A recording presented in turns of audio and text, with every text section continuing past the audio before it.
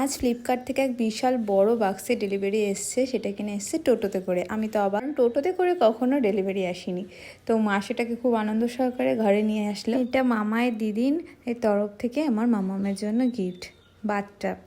ওর স্নানের জন্য মা অনেকদিন ধরে ভাবছিল একটা হয় পিতলের গামলা কিনবে আর নয়তো বাথটাব। তো এই বাথটাবটা মা ফাইনালি অর্ডার করেছিল। আর যেহেতু এটা অনেকটা বড় ছিল, তাই টোটোতে ছাড়া অর্ডারটা ডেলিভারি করাও সম্ভব ছিল না। আর সেই মুহূর্তে আমার বোন এসছে, তো ওকেই বললাম এটাকে ওপেন করার জন্য।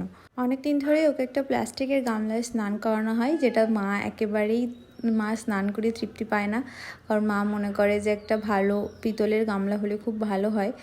তো আমি বললাম যে এখন তো অনেক ভালো ভালো বাথটাবও বেরিয়ে গেছে, তো তাই জন্য এই বাথটাবটা পছন্দ হয়েছিল। তো আমি ভেবেছিলাম কতটা ছোট আসবে কিনা, কিন্তু বেশ বড় সাইজের এসছে। ও মোটামুটি যদি এটা বেঁচে থাকে, মানে যদি ভেঙে ফেলা না হয়, 1-1.5 বছর 2 বছর 3 বছর অবধিও স্নান করতে পারবে। একেবারে ছোট অবস্থায় এই যে দেখছো একটা সিটার দিয়েছে, এটাতে এখন একেবারে ছোট বয়সে শুয়ে স্নান করানো যাবে।